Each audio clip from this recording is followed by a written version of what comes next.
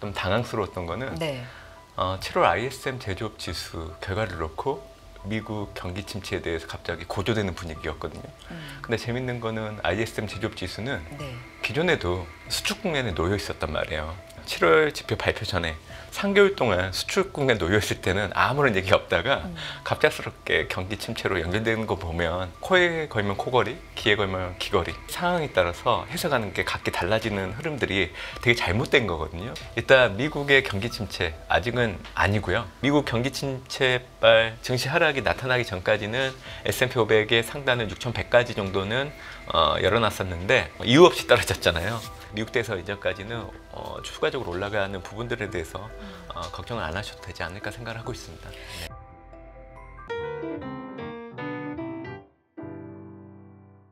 대신증권 리서치센터의 문남중 수석연구위원 모셔봅니다. 위원님 안녕하세요. 안녕하세요. 네, 위원님 일단 대단하다는 말씀을 먼저 좀 드려야 될 것 같은데 뭐 때문에 이러는지 저희 미리 좀 얘기 나눠서 알고 계시죠? 잘 모르겠습니다. 알고 계시면서 금리 인하, 네. 이 FOMC 연준의 금리 인하가 아무도 그렇게 거의 얘기 안 할 때 6월이나 7월에 인하를 해야 된다라고 주장을 일찍부터 하셨잖아요. 네. 근데 결국에는 안 했지만 네. 지금에 와서 보니까 7월에 했어야 됐다. 연준 실수했다 이런 얘기가 나오고 있어서 네. 그때 또 위원님의 해안을 저희가 다시 한번 또 되짚어 보게 됩니다. 네. 사실 네. 투자자를 위해서라도 연준은 금리 인하를 이미 늦었고요. 그렇기 때문에 이제 7월이라도 좀 해야 되지 않을까라는 생각이 있었죠. 결국 탈이 났잖아요. 저희가 좀 아이러니하고 좀 당황스러웠던 거는 네. 7월 ISM 제조업 지수 결과를 놓고 미국 경기 침체에 대해서 갑자기 고조되는 분위기였거든요. 근데 재밌는 거는 ISM 제조업 지수는 네. 기존에도 수축 국면에 놓여 있었단 말이에요. 그러니까 7월 수치까지 포함하면 이제 4개월 연속 수축 국면에 있는 건데 그동안 7월 지표 발표 전에 3개월 동안 수축 국면에 놓여 있을 때는 아무런 얘기가 없다가 갑작스럽게 경기 침체로 연결되는 거 보면 코에 걸면 코걸이, 귀에 걸면 귀걸이. 그러니까 인지적 평양들이 7월 FMC가 끝나고 나서 발현되기 시작을 했구나. 그러니까 과거에도 보면 경제 지표를 두고 때 상황에 따라서 해석하는 게 각기 달라지는 흐름들이 되게 잘못된 거거든요. 근데 그게 다시금 또 7월 FMC가 끝나고 나서 발현되는 걸 보면서 좀 안타깝다는 생각이 들었죠. ISM 제조업 지수는요, 심리 지표예요. 그리고 미국 20개 업종, 400개 기업을 대상으로 5개 항목에 대해서 설문을 돌리는 겁니다. 그러니까 경기를 앞으로 전망할 때 선행 지표로서 참고를 할 수는 있는데 지금 당장의 어떤 미국 경제 현황을 나타내는 건 아니에요. 그래서 저는 사실 심리 지표를 그렇게 중요하게 보지는 않거든요. 오히려 여러분들이 좀 늦게 발표되는 지표라고 하더라도 GDP 결과를 차라리 보는 게 훨씬 더 저는 정확하다고 생각을 해요. 그래서 앞으로도 ISM 제조업이든 서비스업 지수든 참고는 하시되 이게 미국 경기 현황을 절대적으로 좀 나타내는 지표라고 생각 안 하셨으면 좋겠다고 그 얘기를 좀 드리고 싶고요. 네. 만약에 7월 ISM 제조업 지수나 그리고 미국의 고용지표 결과가 7월 FMC 이전에 발표됐다고 한번 생각을 해보세요. 그랬다고 하면 연준은 아마 금리 동결이 아니라 금리 인하에 단행할 여지가 상당히 높았을 거라고 저는 생각을 해요. 네. 그런데 사실 지금 말씀해 주셨던 제조업 PMI가 발표되고 침체에 대한 얘기가 갑자기 좀 불거졌고 실업률이 거의 방점을 찍고 시장에 엄청난 충격을 주고 싸매 법칙 이런 여러 가지 얘기가 이제 나오면서 시장이 침체 얘기로 거의 침체 우려 얘기로 도배가 됐는데 불과 얼마 전까지만 해도 미국 경기만 좋다. 골디락스다. GDP가 2.8이 세상에 또 나왔네. 예상치를 훌쩍 뛰어넘었네. 이런 얘기를 불과 정말 얼마 전까지만 해도 했었거든요. 이게 너무나 갑작스럽다라는 시장의 얘기들도 많아서요. 그렇기 때문에 지금 나타난 금융시장의 변동성은 다시금 복원될 여지가 높다라고 생각을 합니다. 그래서 최근에 너무 변동성이 컸기 때문에 투자자분들 상당히 마음이 조마조마하셨을 건데 아마 이번 주 미국 증시 반등 나오기 시작을 하면서 국내 증시 역시 추가 하락보다는 지금 현재 지수 때보다는 조금씩 올라갈 여지는 있다라고 생각을 해요. 그런 차원에서 미국의 경기와 관련된 얘기를 좀 조목조목 얘기를 드리려고 합니다. 네. 일단 미국의 경기 침체 아직은 아니고요. 그렇게 보는 이유가 몇 가지가 있는데 첫 번째는 우리가 보통 분기 GDP가 연속해서 2번 마이너스 성장률을 보이면 기술적인 경기 침체 들어갔다고 얘기를 해요. 근데 올해 미국의 분기별 GDP 추이를 놓고 온다고 하면 네. 전분기 대비 연율로 올해 1분기가 1.4, 2분기가 2.8, 그리고 3분기 애틀란타 연은의 GDP 나우를 놓고 온다고 하면 최근에 이제 2.6 정도까지 나왔다가 이게 지금 2.8, 2.9 정도까지 다시 올라가고 있거든요. 그러니까 지금 현재 미국의 분기별 GDP 추이를 놓고 온다고 하면 지난 2022년 1분기에서 2분기 그때 기술적인 경기 침체가 나타났다가 2022년 3분기 이후 현재까지는 양호한 흐름을 좀 보이고 있기 때문에 기술적 경기 침체에 대해서 왜 이런 얘기가 나왔는지에 대해서 좀 우려한 부분들이 있다라고 얘기해드리고 싶고요. 미국의 경기 순환을 공식적으로 판별하는 기관 NBER 전미경제연구소라고 제가 뭐 항상 나올 때마다 네. 얘기를 좀 드렸던 것 같은데 팬데믹 이후에 미국의 경기 저점은 2020년 4월 달이고요. 2020년 5월 이후로 경기 하향에 진입을 했습니다. 그리고 올해 7월 달 기준으로 51개월째 미국 경기 확장에 놓여 있는 상황이에요. 이 부분을 좀 얘기해드리고 싶고요. 또 논란이 되고 있는 싸미 법칙 관련해서 좀 얘기를 해드리면 분명히 싸미 법칙 임계치 0.5%포인트를 7월 실업률을 반영하면 도달하기 시작을 했죠. 물론 이제 쌈을 법칙을 만든 쌈조차도 지금 현재로서는 이 지표가 나타내고 있는 시사한 바가 큰 의미가 없다라고 얘기는 하고 있지만 저는 그렇게 생각하진 않아요. 네. 왜냐하면 그동안 쌈이 법칙이 10번 중에 9번 정도는 미국 경기 침체를 정확하게 맞췄고 아마 1970년대 후반 때 쌈의 법칙이 임계치에 도달하지 않았음에도 불구하고 6개월 뒤에 미국은 경기 침체 들어가는 걸 확인했기 때문에 쌈의 법칙, 쌈을 만든 쌈조차 아직 의미는 없다라고 하지만 그래도 추이 자체는 앞으로도 좀 지켜봐야 되지 않나 생각을 하고 있고요. 아마 7월 실업률은 왜곡 요인이 있었죠. 그 7월달 허리케인 베릴 영향으로 텍사스주 경제가 마비되면서 이게 실업률이 올라가는 데 영향을 미쳤기 때문에 일단 7월 실업률을 배제하고 나서 이제 8월달 뭐 이후에 발표되는 8월 이제 고용 관련된 지표들 추이를 놓고 보면서 좀 확인을 해야 되지 않나라고 생각합니다. 저는 사실 이제 7월 실업률이 아니라 8월 실업률 정도 반영하게 되면 이제 쌈의 법칙이 임계치를 좀 도달할 여지는 있지 않을까라고 생각을 하고 있었는데 왜곡 요인들 때문에 그게 좀 빨라지는 시점이긴 하지만 팬데믹 이후에 사실 미국 고용시장이 팬데믹 전과 비교를 해봤을 때 많이 달라진 부분들이 있어서 저 역시 쌈의 법칙이 틀릴 여지도 있다라고 생각을 하고 있지만 그래도 이제 제가 그동안 미국의 경기 침체를 시사하는 시그널로 장단기 금리차 역전을 금융시장이 주목을 할 때 일단 장단기 금리차 역전이 과거와 같이 경기 침체를 시사하는 기능이 많이 떨어졌다라고 얘기해드렸거든요. 네.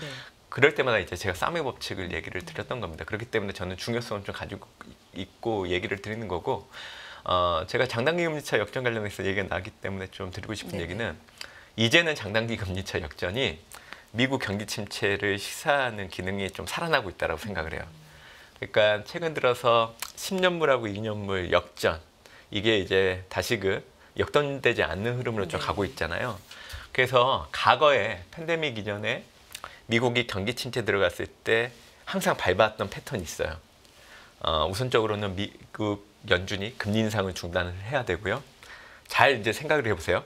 그러고 나서 시장에서 앞으로 미국 경제가 좋아지지 않을 걸 염두에 두고 연준이 금리 인하를 단행하겠다는 여론이 형성됐을 때 10년물하고 3개월물 역전이 일어났어요.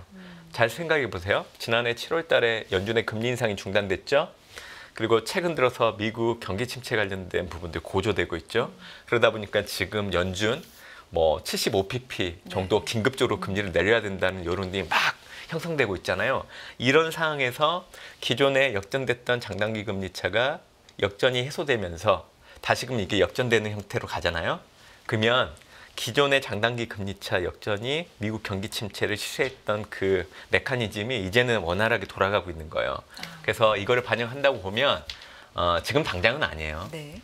제가 보기에는 장단기 금리차 역전이 해소됐다가 다시 역전 들어가는 게 지금 이 정도 시점에 나타날 걸로 좀 보고 있기 때문에 아마 1년 뒤 정도 염두에 두시면 될 걸로 보고 있기 때문에 실질적으로 미국 경기 침체에 대해서 좀 조심스럽게 생각을 해야 되는 시점은 아마 내년 이맘때쯤 정도로 보시면 될 것 같아요. 그래서 일단 제가 미국의 기술적 경기 침체 나타나지 않았고 NBER 데이터를 놓고 온다고 하면 올해 7월 기준으로 미국 경기 확장은 51개월째 진행되고 있고 쌍매 법칙 인계치를 상회하긴 했지만 7월 허리케인 영향 왜곡된 요인들이 있기 때문에 우선적으로는 미국 경기 침체에 접어들었다는 해석들에 대해서는 좀 하지 않을 시장 분위기를 좀 봐야 되는 부분들 이 정도까지 얘기를 해드렸습니다. 예. 네.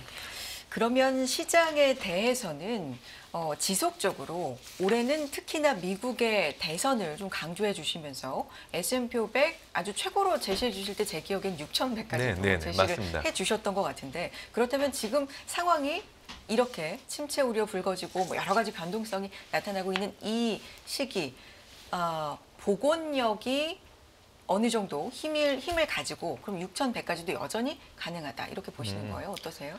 우선적으로 좀 미국 증시가 기존에 어떻게 저점을 형성하고 네. 올라왔는지를 여러분들이 좀 알아두셔야 돼요. 네. 그렇다고 하면 최근처럼 흔들렸던 장세에 대해서 그렇게까지 염려는 안 하실 수 있거든요.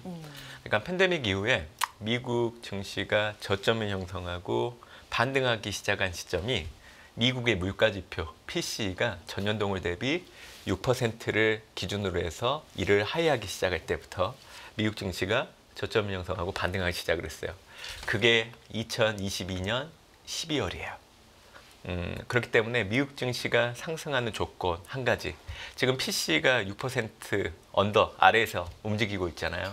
그게 계속 유지되고 있기 때문에 그래서 이제 미국 증시의 상승 추세가 아직 훼손되지 않았다라고 얘기를 드리고 있는 거고 그리고 2022년 11월 달에 오픈 AI가 챗 GPT 초기 베타 버전을 또 출시하면서 지금 여러분들이 많이 관심을 가지시고 있는 매그니피센트 7 종목들의 주가들이 올라가는 흐름에서 더 상승 강도가 올라가는 계기가 됐던 부분들 기억을 해주시면 좋을 것 같고 그리고 지난해 이제 제가 연준의 금리 인상 중단이 7월달 정도는 될 수 있다라고 좀 봤던 그 시그널 실질정책 금리가 플러스로 바뀐 부분들 이 부분 역시 미국 증시의 방향성이 이제 정해상관 관계가 형성된 데 영향을 줬던 부분들이 있어요. 그래서 올해 같은 경우에는 연말까지 놓고 온다고 하면 미국의 물가지표는 지금보다 전월 비교했을 때 내려가거든요.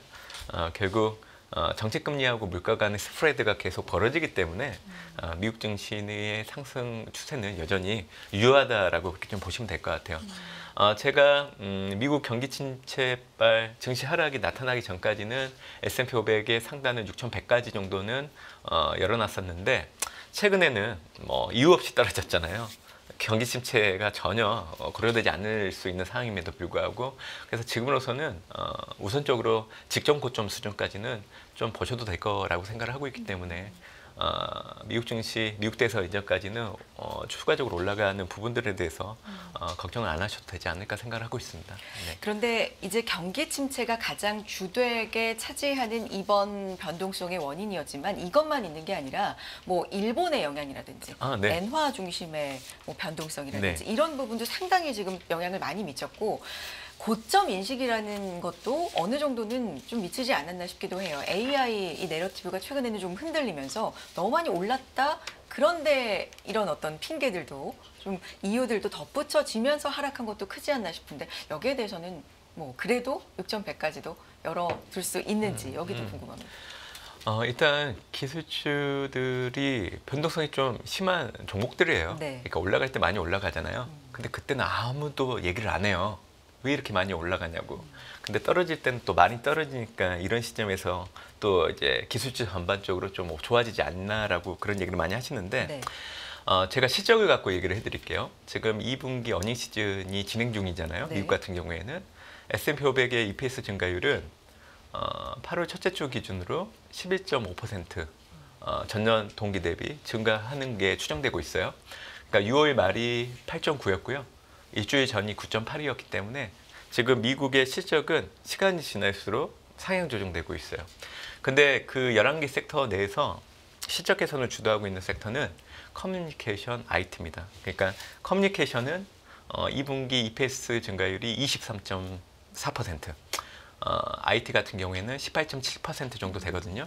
근데 이게 6월 말과 비교를 해보면 6월 말 18.4하고 16.4%보다 올라가는 그 속도가 훨씬 더 빨라요. 그래서 매그니피센트 세븐을 포함한 이 성장 섹터들은 실적이 계속 올라오고 있기 때문에 최근 주가 하락에 대해서 어떻게 보면 너무 걱정할 이유는 없다라고 생각을 하고 있기 때문에 얘기해드리는 거고요. 그리고 빅테크 기업들의 현금 흐름이 많이 개선이 됐었어요.